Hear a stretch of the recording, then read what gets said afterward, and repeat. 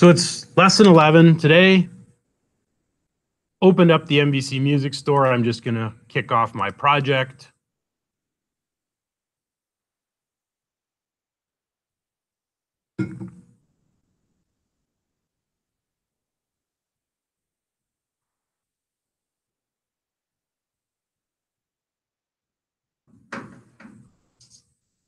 So here was our application. If I log in,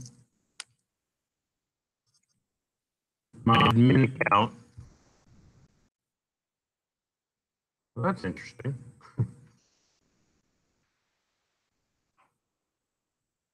Let's try that again, shall we?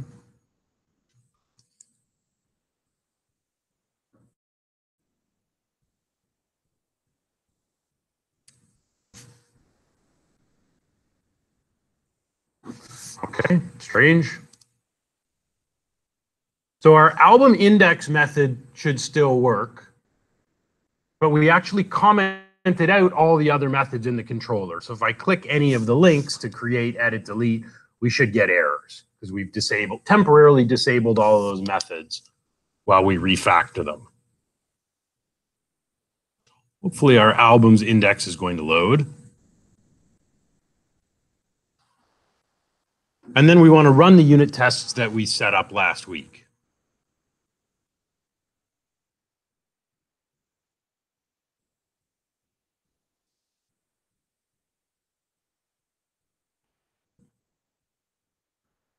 Okay, so it does load my list of albums sorted by artist and title. But we get not found because we've disabled the edit, the delete, the details right now. So 404 is to be expected. So we'll slowly put these back in today as we refactor these methods. So this is where we left off. So I'm going to run all our unit tests.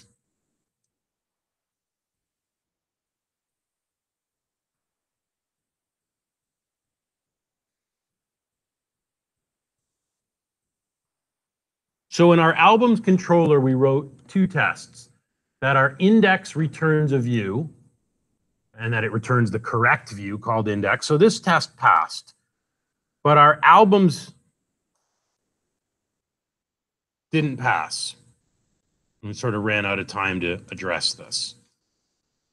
So just quickly reviewing what we did last week in this controller. So we made a bunch of references. We used mock.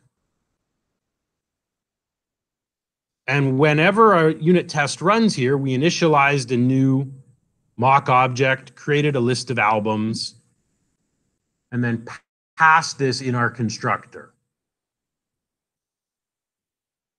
And in our albums controller, when we passed in a mock object, we were using this kind of fake interface for working with mock data. So we're not actually talking to our database here. So why did this actually fail? So here's our passing test. We just called index and we get the index view back. That one was easy. In this one, we are checking that when we call index, that the model that comes back is the same as our list of mock albums that we're instantiating in our initialize method. But what it tells us when we try to check if these collections are equal, it says that the first element in those lists is not the same. We have two lists of albums, but they don't match, which is a problem. Well, why don't they match? I put a breakpoint here last week, so I'm just going to debug this test, and we'll see why, and then we can quickly make a fix for this. Take these breakpoints out, run.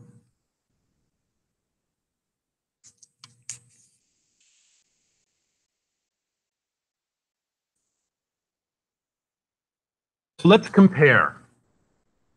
Our albums says we have a count of 3, that's good. And what we got back is also 3. So far, so good. But when we look at albums, it says index 0 doesn't match. So this is our mock data we're passing, album ID 100. And yet in actual, our first element is actually album ID 200. So this is why our test is failing. We have the same list, but it's not coming in the same order, right? Why is this happening, and what could we do to fix this? Which list should we order by? Right, we should be ordering our mock data. We should probably be ordering this the same way, because in our index method, we go here. We're not just getting a list of albums, but this list of albums is sorted by artist name and title. So we have the same data set, but when we call the controller method, the list is sorted by 2 columns. When we set up our mock data, we didn't really do any sorting at all. It's actually in order by the album ID. So there's 2 ways we can modify this. We can actually order this. We can order it in here, or we could actually reorder our mock data to match the sort order that we want. I think either one of these will really work.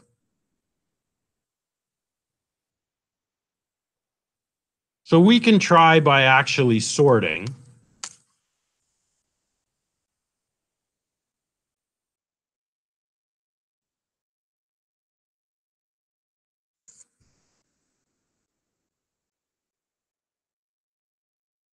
Close up my Test Explorer for a minute.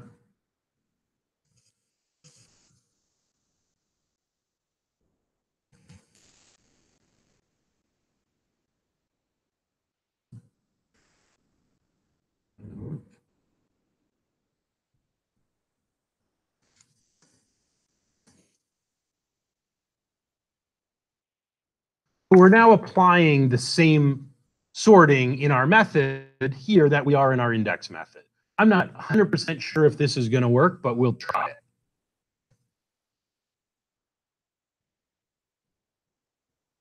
So I'm going to build.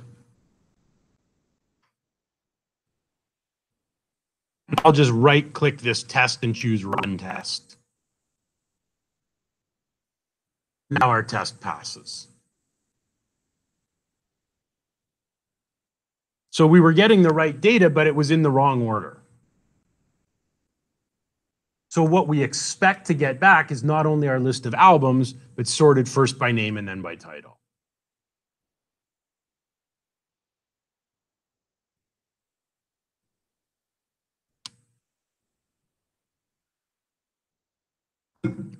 Now, if we check our code coverage, it's going to be really high because we've commented 90% of the code in the controller. So if I go and check it out and choose all, we should get a pretty high number for code coverage. We won't be at 100% in the albums controller, but we'll be close. So we're at 87%. So our index method is fully covered. Our controller, our constructor that takes a mock object is fully covered. This controller, this constructor, we can't unit test because that's the one that calls the database. And as soon as we involve the database, we're no longer writing a unit test. So that's okay that that's one constructor. It's got 3 blocks of code, all of which are uncovered. That's okay. Right, so this is not going to be covered by a unit test because that uses the database. We're okay with that. Now this 87.5%, this is also going to go up as we start reintroducing the methods and unit testing them. That 87.5% is going to go up. So we're not going to get quite to 100, but if we manage to successfully write all the unit tests today, we should be over 90%. And it would be the same. That's what I'm going to evaluate you on in your assignment. You don't have to get to 100 because that one constructor is never going to be properly covered by a unit test. That's fine. We should be able to get in the 90s though.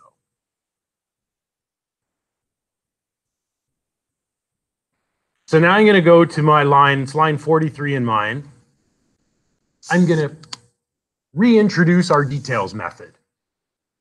So we'll uncomment this.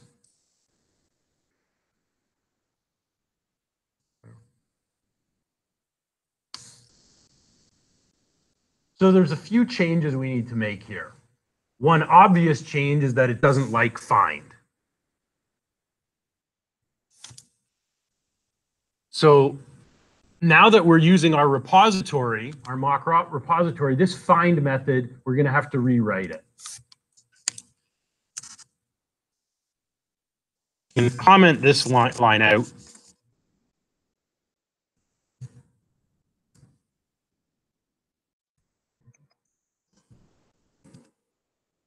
Here's our new code to work with both the DB and the mock interface. Instead of calling find, we'll just call a different query method.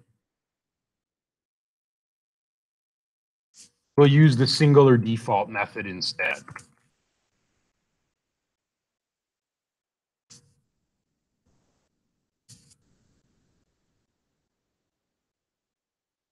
So now our code should compile. Find works on a database object. It works with Entity Framework, but it doesn't work with this mock interface that we built last week. Singular default will work with either one. So if we build, our details link should work again now. In the browser, if we click on details beside any album, we should be able to once again load the details view. So again, I've just uncommented the method and I've replaced line 52 with line 55.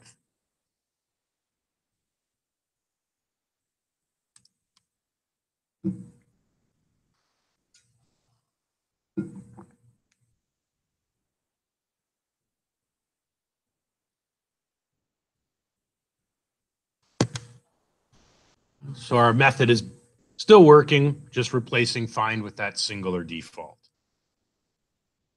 Now our code coverage is going to drop, right? Because we've reintroduced 3 blocks of code here that have no unit tests.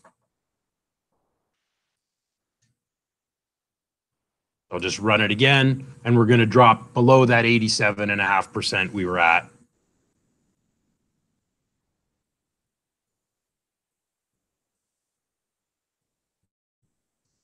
So notice now we're down to 43% because our details method actually says 24 blocks, all of which are uncovered. Now we don't need 24 unit tests. Don't panic.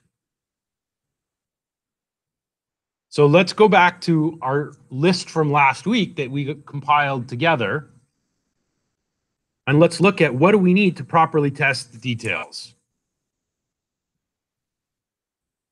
So we said we need to check if the ID is null. We need to check if the ID is not null but not found. And then we need to make sure we get the proper record if we have a valid ID. We may also need a test to make sure that the view called details loads.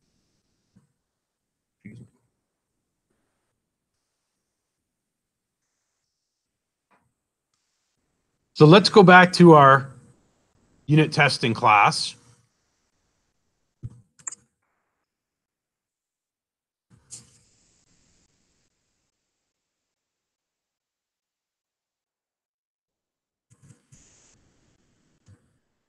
Actually, we'll do this. Sales.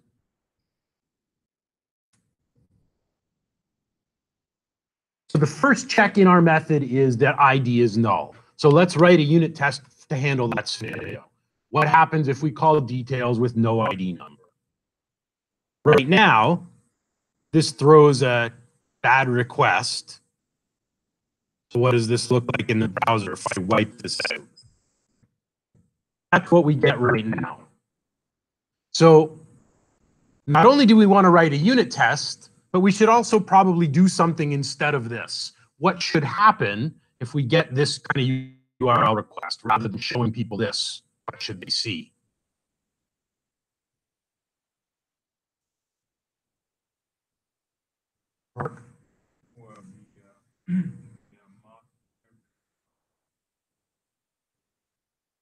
Well, we use the mock interface when we're unit testing.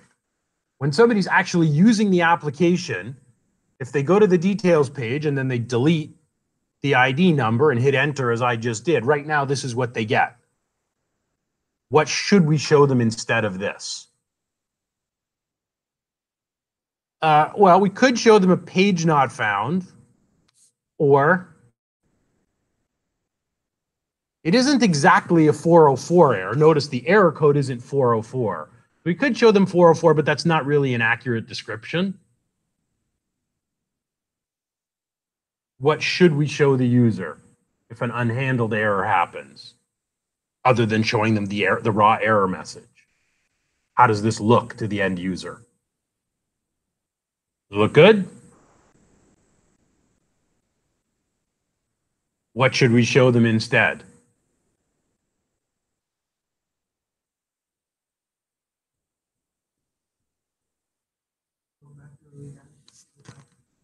We could go back, or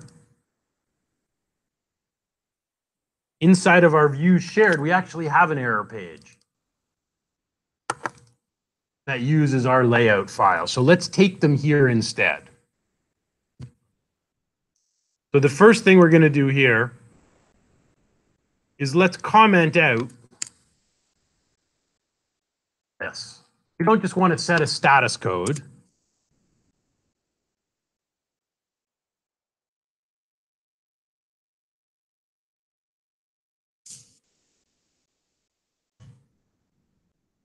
So if there's no ID, the user should get the generic error page that includes our navigation bar and our footer or our CSS.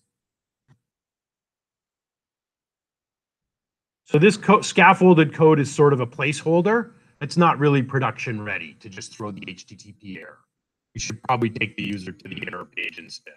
If I refresh this now, I should get something that looks better than this. So this page is built into the template. We can obviously customize it however we want.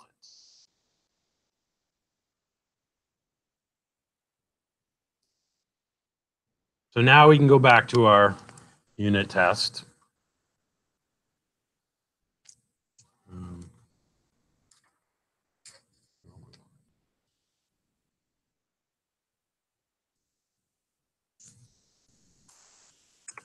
So we don't have to do any arranging here. We can just act.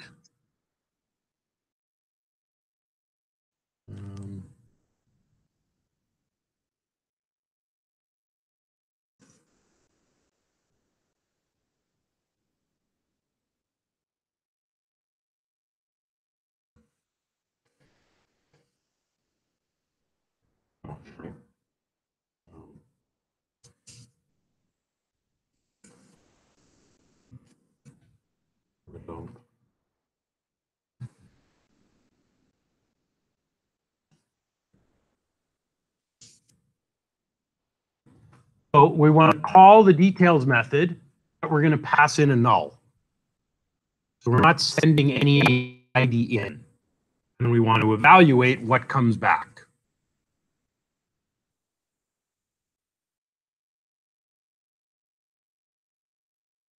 What should our assert statement look like? What do we expect to get back if we call details and give it no ID?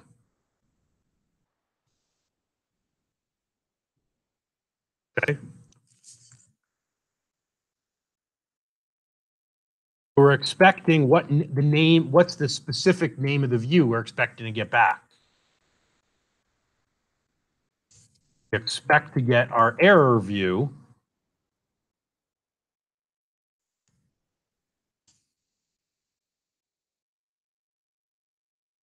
We call details and we don't give it an ID, we expect our error view to be returned to us.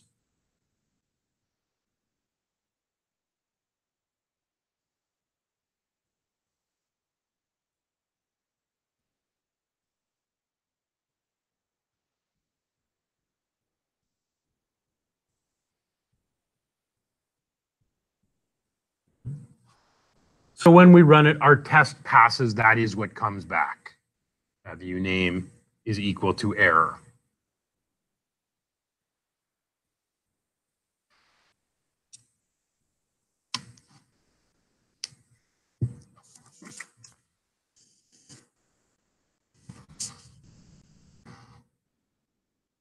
We need second scenario, which is we have an ID, it's not valid.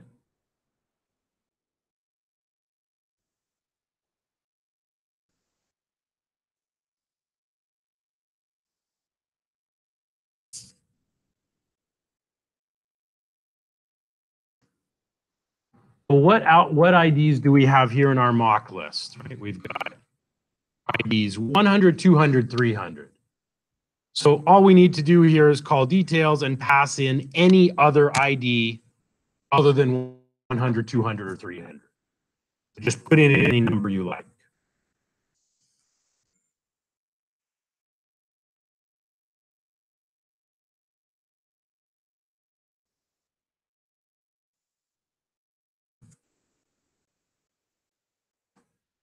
So what should we do if we call details with that ID?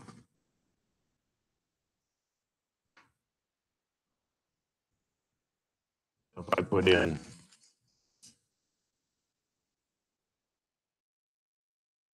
so let's see what happens right now in our controller method. Now we get this. The 404. So again, probably not the best way to handle this in our controller. So now we're down here, right? We have an ID, we've run a query, but our album object is null. There's no matching ID, so this is empty. So right now, again, it's returning an HTTP status code, which is not helpful. What should we return here instead?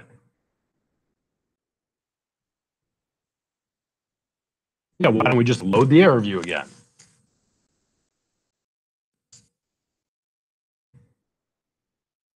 So in our unit test, we're checking the same thing.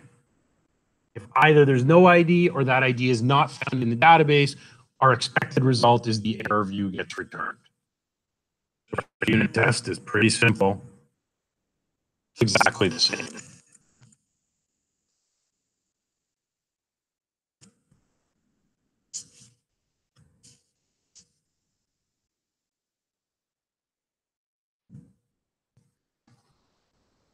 So we can run this test. We can see where we're at with our code coverage.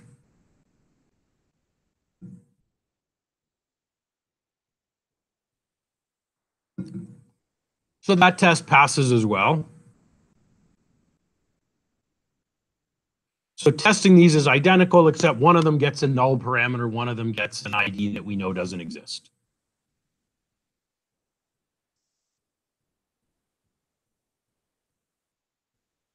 We should be back up over 50%, I would think, code coverage. We were down to 43% in the controller. We'll keep checking as we go.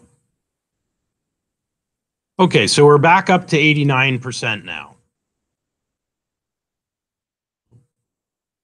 So details still has one uncovered block, which is what happens when we actually pass a valid ID to the method. So this scenario is covered. This scenario is covered. This is the only one that's not covered. So this time we want to pass a valid ID to the method and then make sure we get back an album object that matches.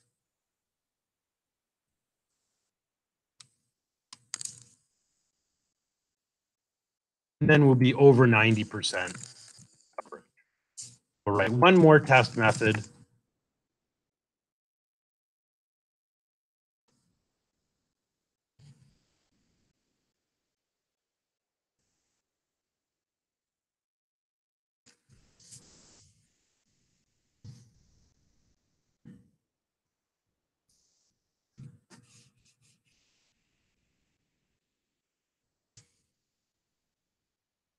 So in this case, our return type is actually an album. We want a strongly typed object. If we pass in a valid ID, we should get an album back.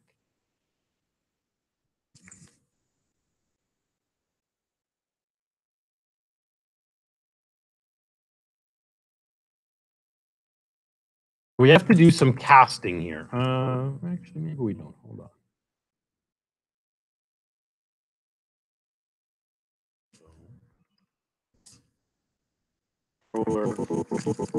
All details, and I'll pass in the first ID in my mock data.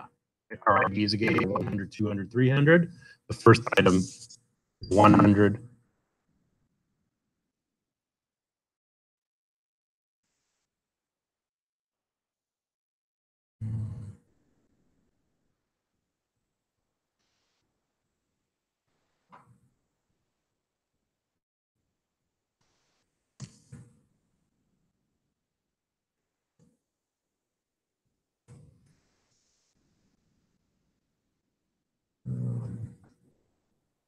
And again, we need to cast it because the model returns an object, and we're expecting an album.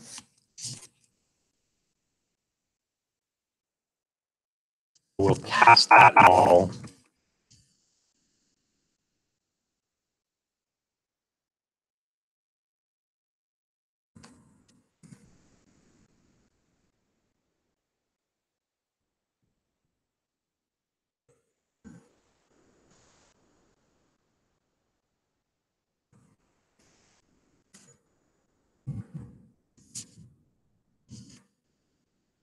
So we want to check that the first item in our albums array is the same as the album that's returned by our method. So if we pass in 100, we're checking album 0. If we pass in 200, it would be albums 1. 300 would be albums 3.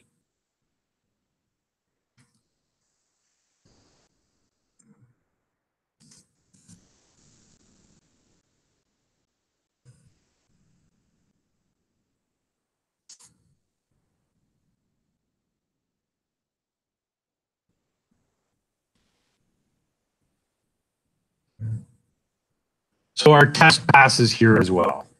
If we pass in the first ID, we'll get the first item. I wanted to just check this. I can put in 300 and albums 2 just to make sure it then gives me the third album. Run it again. So either way is okay.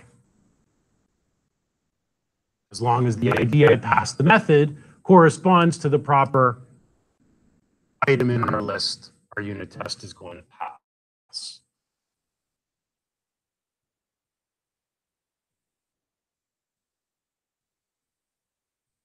So we should now be close to 100% coverage.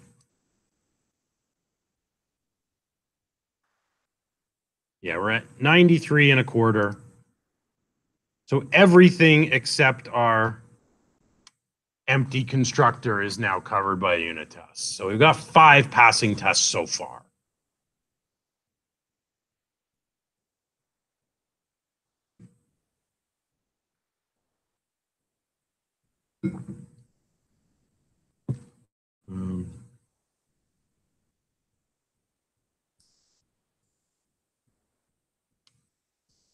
Questions about any of the unit tests that we've done to this point? Ron?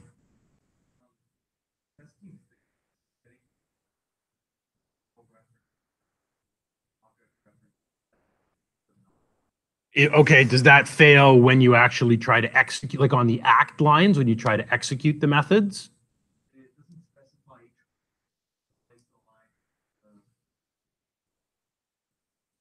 Okay, so when you click on the unit test, does it bring up any, or that's where the error is showing in that little window? Okay, so in that case, what we want to do to try it, so here, I'll just break it for a minute. I'll put it at 400, okay, which will cause this test to fail.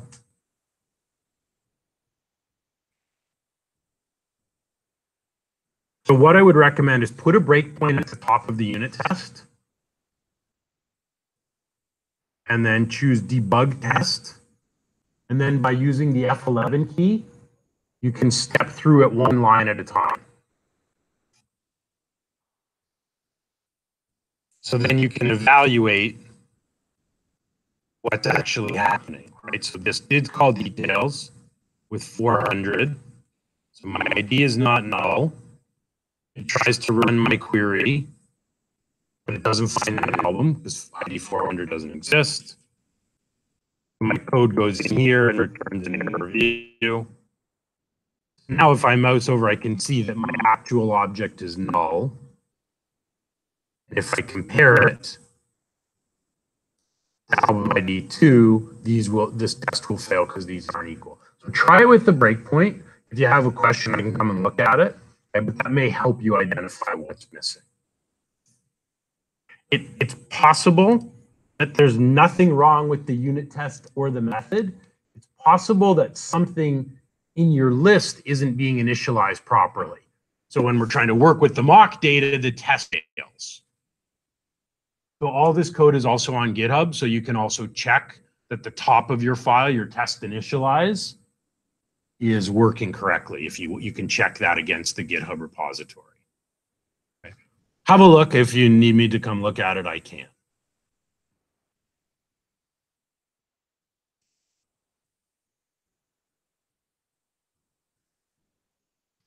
So now that we've added this error handler, I should get the error page rather than this kind of IIS screen. Cool, you had a question? Pardon? We could check that as well. Yep. Okay, so with an invalid ID, we get this. Now, we're at 100% code coverage. So we could, in order to check that, remember, you may remember last week, in order to get the name of the view, we actually have to explicitly name it in our return statement. So if we tried to check the view name right now, it returns a null, so we won't be able to. So if we want to do that, we would have to specify details. And then we could write one more unit test that just makes sure that the view name that comes back is equal to details. So we're at 100% now, so it's not absolutely required. We could do this other test. I'm not going to require it in the assignment because those 3 tests give us full code coverage. If we wanted to, we could do one more.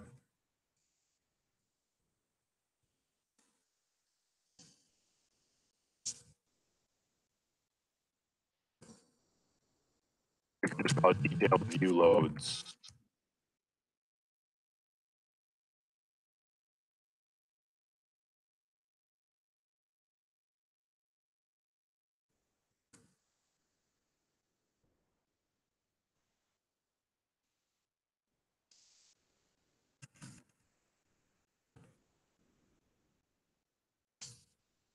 We don't need the model in this case because we're not interested in the data. We just want to know if it loaded the proper page. So here we use the model because we're actually inspecting the data object that comes with it.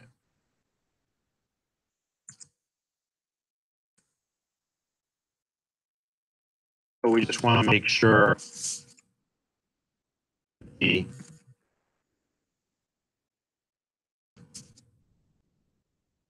name of the view that comes back is called details.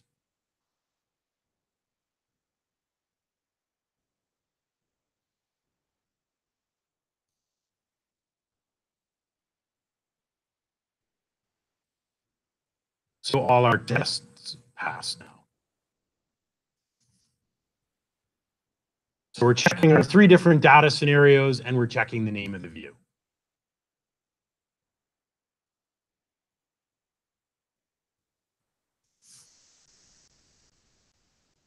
Okay, so here's what we're going to do.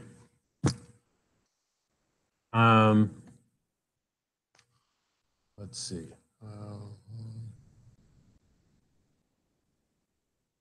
Okay, Dylan, maybe I can ask you to join David and Luke, that table. Okay. So then we've got 1, 2, 3. And maybe I can ask you guys to sit together here. So 1, 2, 3, 4, 5, 6. Okay. So here's what we're going to do. I'm going to stop the video stream in a minute. So I'm going to give you some time to do this. So you guys, you're going to do the create get unit tests. Okay, so you'll need to re-enable that method in your controller and then write the unit tests that we identified last week and try to get them to pass. Okay. Owen, Nikhil, Ron, Nicholas, you guys are going to do the post. I will have to help you out a little bit. There's one thing on here I'll have to show you how to do in order to make that post work. You guys together will do the delete get unit tests. You guys will do the delete confirm, so the post unit tests. You will do the edit get, and you'll do the edit post tests. Okay, so we'll just see how it goes for time. Feel free to take a break at any point when you need to over the next half hour. You want to take a little break now, go ahead. You want to start working on this and then come back and take a break in a little bit, that's fine as well. Okay, so you can certainly ask questions. So each group has to do whatever tests are necessary. Check your code coverage as you go. And obviously you'll need to modify some of the code like we did here. Like we know that find method isn't going to work. If it's calling find, you're going to need to replace it. So you're free to ask me for help if you have questions, and I'm happy to help. And then hopefully by the end, I'm hoping by around 5 o'clock, that should be enough time for each group. I'll give you each an hour, roughly. And then we can put all those unit tests together, and we should have close to 100% code coverage in our controller.